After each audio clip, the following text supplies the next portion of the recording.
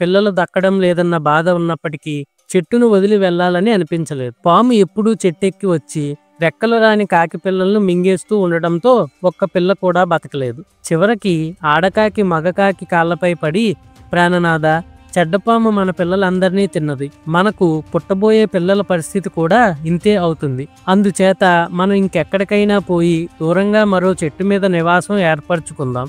కన్న పిల్లలు చనిపోతే కలిగే దుఃఖం తట్టుకోలేకపోతున్నాను. మనం వేరే చోటికి వెళ్దామంది. దానికి మగకాకి, ప్రియా, మనం ఎంతో కాలంగా ఈ చెట్టును నమ్ముకొని ఉన్నాం. నాకు దీన్ని వదిలిపెట్టడం ఇష్టం లేదు. కొంచెం గడ్డి, కొంచెం నీరు మాత్రమే కోరుకునే లేడి ఎక్కడైనా బతకగలదు. కానీ అది ఎన్ని కష్టాలకైనా ఊర్చి తన పుట్టిన స్థలమైన అడవిలోనే ఉంటుంది. లేడి కూడా చేయని పని తెలివితేటలు గల కాకులు చేయటమా? ఏదో ఒక ఉపాయంతో నేనీ చెడ్డపామును చంపేస్తాను అంది. అది విషపు పాము. దాన్ని ఎలా చంపుతావు అని ఆడకాకి అడిగింది. నేను స్వయంగా ఆ పని చేయలేకపోతే ఏం? ధర్మశాస్త్రము, రాజనీతి తెలిసిన గొప్ప పండితులైన స్నేహితులు నాకు ఉన్నారు.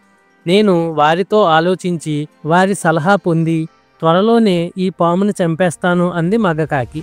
అది కోపంతో ఎగిరిపోయి మరో చెట్టును చేరి అక్కడ నివసించే తన మంచి స్నేహితుడైన నక్కను పిలిచి తనకు వచ్చిన కష్టం చెప్పుకొని, మిత్రమా, మా పిల్లలన్నింటినీ తిన్న చెడ్డపామును చంపడానికి మంచి ఉపాయం ఉంటే చెప్పు అంది. దానికి నక్క, ఒక ఉపాయం ఆలోచించాను. ఇక నీ కష్టాలు తీరిపోతాయి. చెడ్డ పనులు చేసేవారు నది ఒడ్డున ఉన్న చెట్టులాగా తమకు తామే నాశనమవుతారు. ఒకప్పుడు కొంగ చేపలన్నిటినీ తిని కూడా తృప్తి చెందక చివరికి పీత చేతిలో చావలేదా అంది. ఏమిటా కథ అని మగకాకి అడిగింది. ఆ కథను నెక్స్ట్ వీడియోలో తెలుసుకుందాం. Stay tuned.